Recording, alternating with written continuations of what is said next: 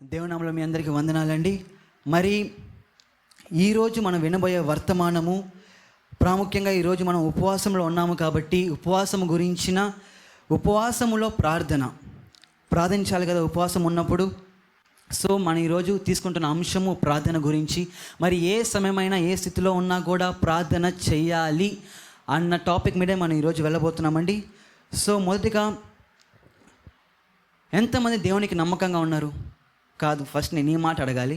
ఎంతమంది లోకానికి నమ్మకంగా ఉన్నారు? లోకానికి నమ్మకంగా ఉన్నారా? అంటే మీ పనులకు కానివ్వండి, మీకున్న బాధ్యతలకు కానివ్వండి, లేదా మీకున్న స్నేహితులతో కానివ్వండి, మీరు నమ్మకంగా ఉన్నారా? నమ్మకంగానే ఉంటాము కూడా, కానీ దేవునికి మాత్రం మనం నమ్మకంగా ఉండమేమో కదా. దేవునికి మాత్రం మనం నమ్మకంగా ఉండలేమండి, నాకు తెలుసు అది. ఎందుకంటే మనం అందరితో బాగుంటాము, సమయాన్ని బాగా గడుపుతాము, కానీ దేవుని దగ్గరికి వచ్చేసరికి తర్వాత చేసుకుందాంలే, తర్వాత దేవునితో సమయాన్ని గడుపుదాంలే అన్న ఆ ఒక ఆలోచనతో దేవుని మనం పక్కన పెట్టి మనకున్న పనులకి మనం ప్రయారిటీ ఇస్తుంటాము. సో ఏ సమయమైనా కూడా ఏ స్థితిలో ఉన్నా మనం దేవునికి మొదటి స్థానం ఇవ్వగలగాలి. దేవునికి మొదటి స్థానం మనం ఇస్తేనే దేవుడు మనల్ని మొదటి స్థానంలో చూసుకుంటాడండి. సో మనకి అనేక పనులు ఉంటాయి, అనేక బాధ్యతలు ఉంటాయి, కానీ బైబిల్లో ఒక వ్యక్తి ఎంత బలహీనమైనప్పటికీ తనకున్న పరిస్థితులు బట్టి బలహీనం పడినప్పటికీ, కృంగినప్పటికీ ప్రార్థన చేసి కీర్తనలు పాడారు. మనం ఆ వాక్ని ఈరోజు చూడబోతున్నాము. మొదటిగా పరిశుద్ధ గ్రంథము నుండి అపోస్తుల కార్యములు 16వ అధ్యాయము. అపోస్తుల కార్యములు 16వ అధ్యాయము 25వ వచనము. అయితే మధ్యరాత్రి వేళ పౌలును శీలయు దేవునికి ప్రార్థించుచు కీర్తనలు పాడుచుండిరి. ఖైదీలు వినుచుండిరి. మరి ఈరోజు మనం చూడబోతున్నాము పౌలు శీలల గురించి. వారు చెరసాలలో ఉండగా ప్రార్థించి కీర్తనలు పాడారు, ఖైదీలు వినుచున్నారంట. అసలు ఏం జరిగింది, ఎందుకు ఏమైంది, అసలు పౌలు శీలలకి ఎందుకు చెరసాలలో వేయబడ్డారు అని ఈరోజు మనం చూసుకుంటే, అసలు పౌలు శీలలు ఎక్కడికో వెళ్ళి దేవుని సువార్తను ప్రకటించాలని ఆశపడుతున్నారండి. వేరే దేశానికి వెళ్ళాలని, వేరే ప్రాంతానికి వెళ్ళాలని పౌలు శీలలు ఆశపడుతున్నప్పుడు, మరి పరిశుద్ధాత్మ దేవుడు పౌలుకు దర్శనం ఇచ్చి ఒక ప్రాంతానికి రమ్మని చెప్తాడు, ఒక ప్రాంతానికి వెళ్ళమని చెప్తాడు. ఆ ప్రాంతము మాసిదోనియా దేశమునకు వెళ్ళమని చెప్తాడు. ఆ మాసిదోనియా దేశమునకు వెళ్ళాలని చెప్పినప్పుడు పౌలు శీల ఆ మాటకు, ఆ దర్శనమునకు లోబడి ఆ ప్రాంతానికి చేరుకుంటారండి. చేరిన తర్వాత ఎందుకని పౌలు శీలలు సువార్తను ప్రకటిస్తున్నప్పుడు అనేక కార్యములు కూడా అక్కడ జరుగుతున్నాయి. అనేకులు పరిశుద్ధాత్మ ద్వారా నింపబడుతున్నారు, దేవుని కార్యములు జరుగుతున్నాయండి. మరి ఆ సమయంలో ఒక చిన్నది ఆ స్త్రీ ఏంటంటే పుతోను దెయ్యము పట్టిన ఒక స్త్రీ, ఆమె సోది చెప్పుకుంటుందంట. ఆమె ద్వారా అధికారులు ఎంతో లాభాన్ని పొందుకుంటున్నారు. ఆమె అంట పౌలు శీలకు ఎదురయ్యి ఏమంటుందంటే, ఆ మాట చూద్దాము. అపోస్తుల కార్యములు 16వ అధ్యాయము 18వ వచనం. ఆమె ఇలాగు అనేక దినములు చేయుచుండెను కనుక పౌలు వ్యాకులపడి దాని వైపు తిరిగి నీవు ఈమెను వదిలి పొమ్మని యేసుక్రీస్తు నామమున ఆజ్ఞాపించుచున్నానని ఆ దయ్యముతో చెప్పెను. వెంటనే అది ఆమెను వదిలిపోయెను.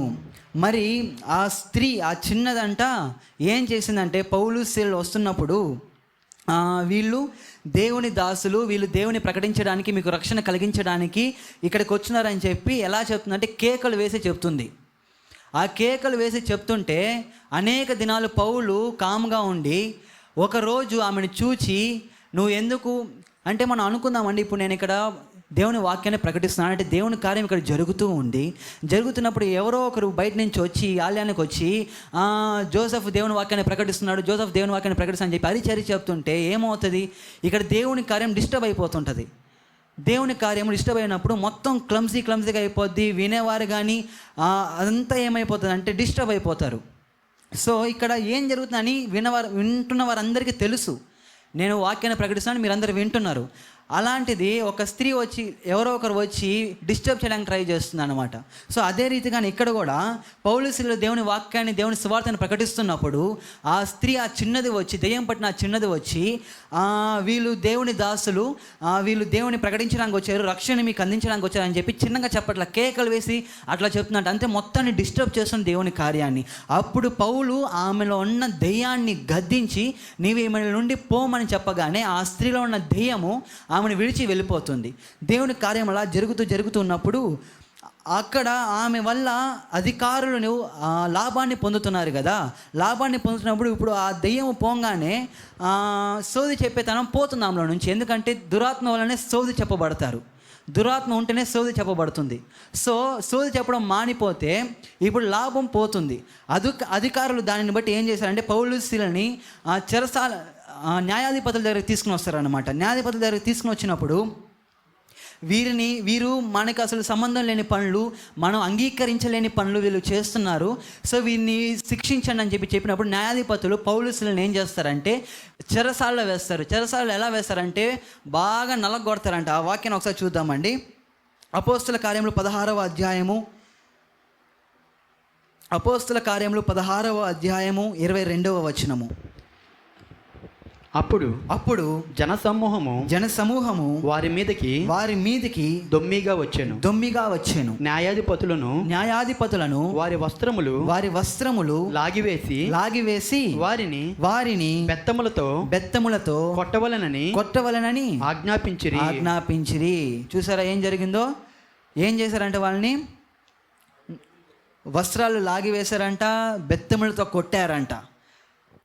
వస్త్రాలు లాగివేశారు, బెత్తాలతో కొట్టారు. అంటే ఒక పక్క అవమానము, ఒక పక్క గాయము. అవమానంతో గాయముతో వారిని చెరసాలలో వేసినప్పుడు వారు ఏం చేశారంట? మరలా మన మూల వాక్యాన్ని చదువుకుందామండి. చెరసాలలో వాళ్ళు ఏం చేశారంట? అయితే మధ్యరాత్రి వేళ పౌలును శీలయు దేవునికి ప్రార్థించుచు కీర్తనలు పాడుచుండిరి. ఖైదీలు వినుచుండిరి. ఏం చేస్తున్నారంట వాళ్ళు?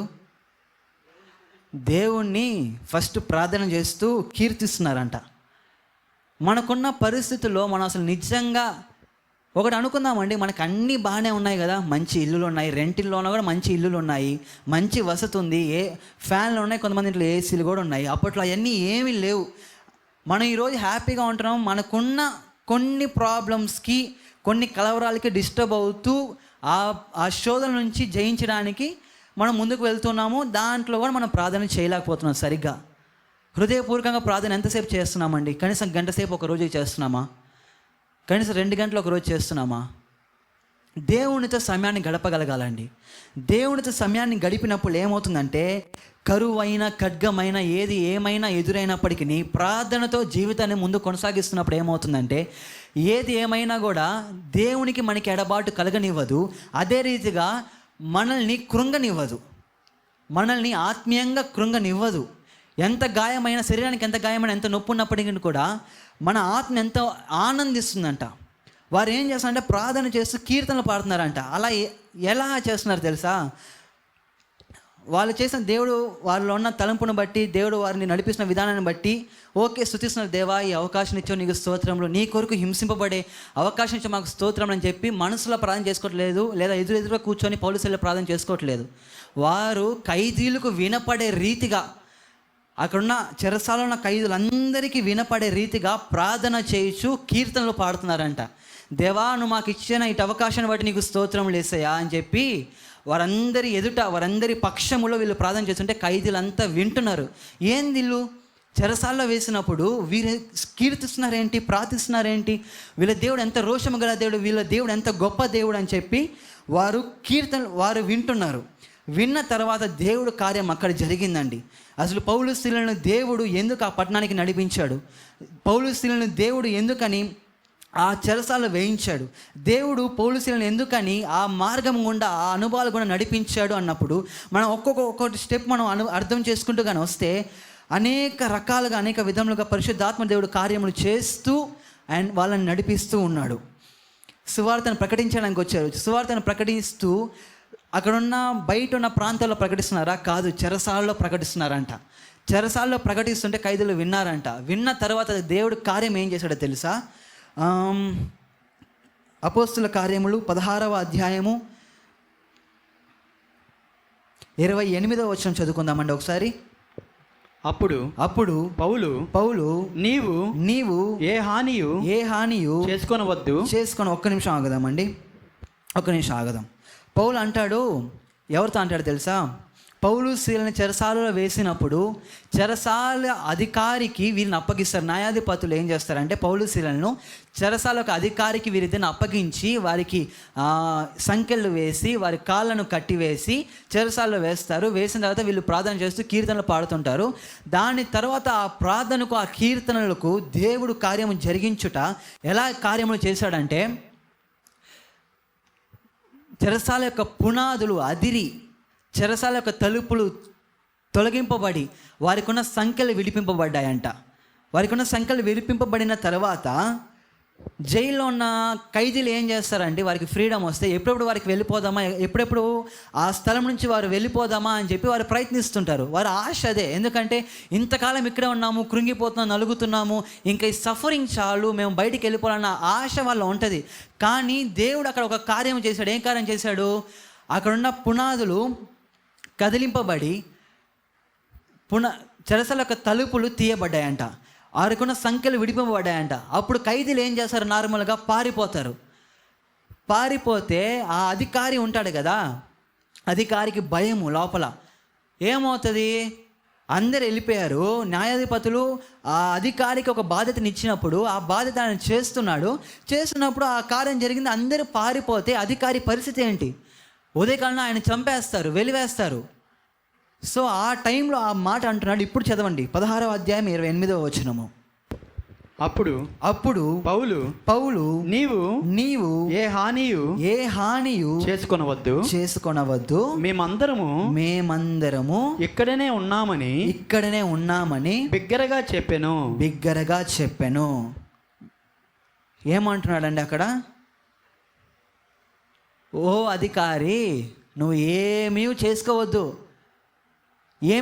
ఎందుకన్నాడంటే ఆ అధికారి వచ్చి కత్తి తీసుకొని పొడుచుకోబోతాడు అనమాట.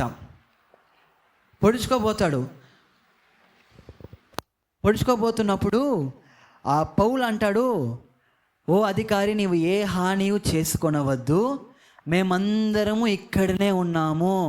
నేను ఈ వాక్యాన్ని ధ్యానిస్తున్నప్పుడు నాకు ఒక ఆలోచన, అంటే ఫస్ట్ నుంచి ధ్యానిస్తున్నప్పుడు ఒక ఆలోచన కదా, ఒక డౌట్ వచ్చింది. దేవుడు ఆ కార్యము చేసినప్పుడు పౌలు శీలలు మాత్రమే చెరసాలలో ఉన్నారా, మిగతా వాళ్ళందరూ పారిపోయారా అని ఒక ఆలోచన, ఒక డౌట్ నాకు వచ్చిందనమాట. తర్వాత ఒక్కొక్క వచనం మరలా ధ్యానిస్తున్నప్పుడు పౌలు అంటాడు, మేమందరము ఇక్కడనే ఉన్నాము అని. దేవుడు ఎంత గొప్ప దేవుడు అండి. పౌలు శీలలు ప్రార్థన చేసి కీర్తనలు పాడుచున్నప్పుడు అక్కడున్న ఖైదీలు వింటున్నారంట.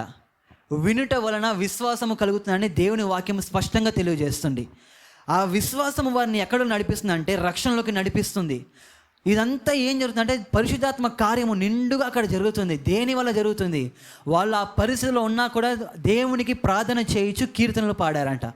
కీర్తనలు పాడుచు ప్రార్థిస్తున్నప్పుడు ఖైదీలతో సహా దేవుని ద్వారా రక్షింపబడ్డారు, దేవుని ద్వారా ముట్టబడ్డారు. అక్కడే ఖైదీలు ఉన్నారు, వారితోనే ఆ ప్రార్థనలోను ఆ కీర్తనలోను ఏకీభవిస్తున్నారు ఆ ఖైదీలు.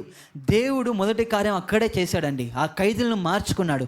దాని తర్వాత ఏమవుతుందంటే ఆ అధికారి లోపలికి రాడు, కానీ అక్కడున్న పరిస్థితిని చూసినప్పుడు ఏమవుతుంది తెలుసు కదా, ఆ పునాదులన్నీ అట్లా అవుతాయి, మొత్తం సంఖ్యలు విడిపింపబడతాయి, ఇంకా డోర్స్ అన్ని ఓపెన్ అయిపోతాయి. ఇంకా అధికారికి ఏమనిపిస్తుంది, అందరూ పారిపోయి ఉంటారు, ఇంకా నా పరిస్థితి అయిపోయిందన్న ఇదిలో పొడుచుకోబోతున్నప్పుడు ఆ పౌలు ఆ మాట అన్న తర్వాత పౌలుకు ఆ అధికారి ఏం చేస్తాడో తెలుసా? ఆ చెరసాల అధికారి సాగిలపడి, అయ్యా నేను రక్షణ పొందాలంటే ఏం చేయాలయ్యా అని చెప్పి అడుగుతాడంట. ఆ వచనము 33వ వచనము. ఒక్క నిమిషం అండి, ఒక్క నిమిషం. దేవుడు కార్యము చేయగా దాన్ని ఆపగలవాడు ఎవరన్నా ఉన్నాడా? దేవుడు కార్యము చేయగా దాన్ని ఆపగలిగిన వాడు ఎవడన్నా ఉన్నాడా? దేవుడు తెరచిన తలుపును మూయగలిగిన వాడు ఎవడన్నా ఉన్నాడా? దేవుడు మూసిన తలుపును తెరవగలిగిన వాడు ఎవడన్నా ఉన్నాడా? దేవునికి అసాధ్యం అంటూ ఏది లేదండి. దేవుడు ఒక్కొక్కరిని ఒక్కొక్క ప్రణాళిక చొప్పున ఏర్పరచుకుంటాడు. మనము ఇప్పుడున్న పరిస్థితుల్లోకి వస్తే దేవుడు ఒక్కొక్కరిని ఒక్కొక్క ప్రణాళిక చొప్పున ఏర్పరచుకుంటున్నాడు, సిద్ధపరుచుకుంటున్నాడు, వాడుకున్నప్పుడు దేవుడు చెప్పిన మాటకు లోబడి, దేవుని మాటకు విధేయులమై, దేవుని అడుగు జాడలో మనం ముందుకు కొనసాగితే, దేవుని వాగ్దానముకు, దేవుని ఇచ్చిన మాటకు మనం కొనసాగలిగితే, దేవుడు ఏ పరిస్థితిలోకి అనుమతించినా మనం సిద్ధంగా ఉండగలగాలి. పౌలు శీలలు చెరసాలలో వేసినప్పుడు వారు ఏమని ప్రార్థించారు, కీర్తించారు. సరే, వారు ఎందుకని విసుక్కోలేదు? ఎందుకు దేవా మాకు ఇది ఇచ్చావు? ఎందుకు దేవా మమ్మల్ని ఇటు నడిపించావు? నువ్వు చెప్పావు కాబట్టి కదా మేము ఎందుకు వచ్చాము. మీకు ఇంకా డీటెయిల్ కావాలంటే దేవుడు పరిశుద్ధాత్మ ద్వారా వారు నడిపింపబడతారన్న వర్స్ కూడా అక్కడ ఉంటుంది. కాబట్టి అది మన కాలంలో చదువుతామండి. అపోస్తల కార్యం 16వ అధ్యాయము 10వ వచనము. అతనికి 9-10 చదవండి ఒకసారి. అప్పుడు మాసిదోనియా దేశస్థుడు ఒకడు నిలచి నీవు మాసిదోనియాకు వచ్చి మాకు సహాయము చేయమని తనను వేడుకొనుచున్నట్లు రాత్రివేళ పౌలునకు దర్శనము కలిగెను. అతనికి ఆ దర్శనము కలిగినప్పుడు వారికి సువార్త ప్రకటించుటకు దేవుడు మమ్ములను పిలిచి ఉన్నాడని మేము నిశ్చయించుకొని వెంటనే మాసిదోనియాకు బయలుదేరుటకు యత్నము చేసితిమి. ఇప్పుడు స్పష్టమైందా? దేవుడు పరిశుద్ధాత్మ దర్శనం ఇచ్చినప్పుడు పౌలు శీలలు ఆ ప్రాంతానికి వస్తారంట. దేవుడు ఏమని దర్శనం ఇచ్చాడు? ఒక వ్యక్తి అంట వాళ్ళని సహాయం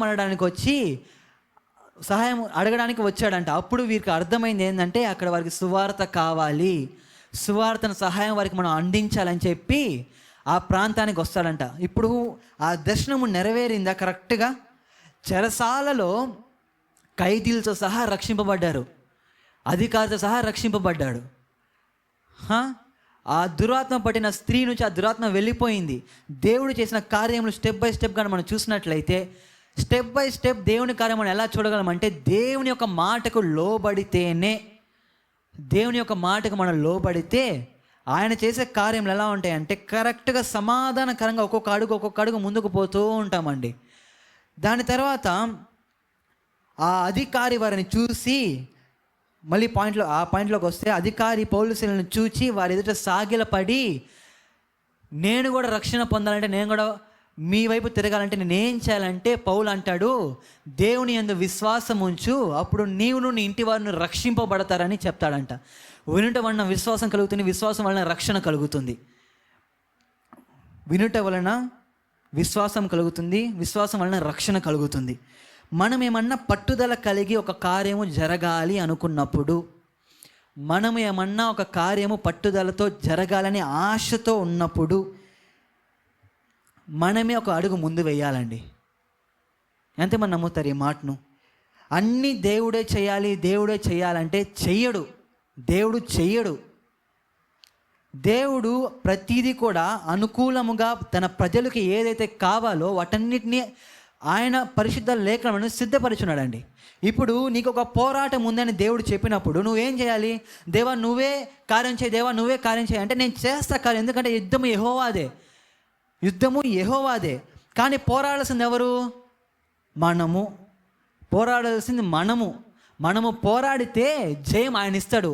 యుద్ధం ఎవరిది? యెహోవాదని ఆయన లేఖనంలో స్పష్టంగా తెలియజేస్తుంది.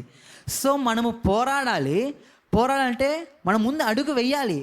ఆయన ఇచ్చిన వాగ్దానాలను మనం నెరవేర్చుకోవాలంటే మనమంతా మనం కృషి చేయగలిగితేనే ఆయన వాగ్దానాలు మన జీవితంలో నెరవేరితే ఆయన అనేక ప్రవచనాలు ఇస్తాడు, గొప్ప ప్రవచనాలు ఇస్తాడండి. ఎంతో గొప్ప, అసలు మన అసలు ఫ్యూజులు ఎగిరిపోతాయి ఆ ప్రవచనాలకి. అంత గొప్ప ప్రవచనాలు ఇచ్చినప్పుడు దేవుడు నాకు ప్రవచనం ఇచ్చాడని చెప్పి నేను మూల కూర్చుంటే ఆ ప్రవచనాలు నెరవేరవు. ఎప్పటికి నేను చచ్చేదాకా ఆ ప్రవచనాలు నెరవేరవు అంతే. దేవునికి లోబడి, దేవా నాకు ఇచ్చి ప్రవచనం ఇచ్చావు, దానికి తగ్గ జీవితం నాకు కావాలి దేవా, దానికి తగ్గ జీవితాన్ని నేను జీవిస్తూ ఆ ప్రవచనంలో ఒక్కొక్కటి నా జీవితం నెరవేర్చుకుంటూ పోతే అది నాకు దేవునికి మధ్య ఉండదు ఆ కార్యము. ఇక్కడ మీ అందరూ ఉన్నారు కదా, మీ అందరు ఎదుట ఆ కార్యం జరిగించి దేవునికి మహిమ కలుగుతుంది. హల్లెలూయా, దేవునికే మహిమ కలుగుతుంది. అలా ఆ కార్యములు జరుగుతాయండి. పౌలు శీలలు దేవుని మాటకు లోబడ్డారు, దేవుని దర్శనానికి లోబడ్డారు, చెరసాల సహితము ప్రార్థన చేసి కీర్తనలు పాడారు. కీర్తనలు పాడిన తర్వాత దేవుడు కార్యం జరిగించాడు. పునాదులు కదిలింపబడ్డాయి, ఆ డోర్స్ ఓపెన్ అయ్యాయి, సంఖ్యలు విడిపింపబడ్డాయి. కానీ ఖైదీలు పారిపోలేదు, ఎవరు పారిపోలేదు. ఆ కార్యము ద్వారా ఖైదీలు రక్షణ పొందారు.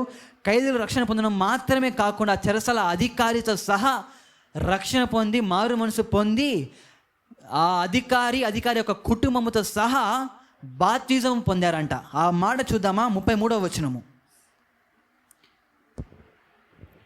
రాత్రి ఆ గడియలోనే అతడు వారిని తీసుకొని వచ్చి వారి గాయములు కడిగెను. వెంటనే అతడును అతని ఇంటి వారందరూ బాప్తిజము పొందిరి. ఒక్క రాత్రి కార్యం అండి, ఒకే రాత్రి కార్యము. ముందు రోజు ఆ కార్యము, ఆ దెయ్యం పట్టిన స్త్రీ నుంచి ఆ దురాత్మను పారవేయటం వలన, దేవుని వల్ల పారవేయటం వలన వీరిని అధికార చెరసాలలో వేశారు ముందు దినము. ఆ రాత్రే వీరు ప్రార్థన చేసి కీర్తనలు పాడుతున్నారంట. దేవుడు కార్యము చేశాడు, ఖైదీలు మార్చబడ్డారు, అధికారి మార్చబడ్డాడు. ఆ రాత్రే పరిశుద్ధాత్మ ద్వారా నింపబడి అధికారి ఒక కుటుంబముతో సహా బాప్తిజం పొందారంట.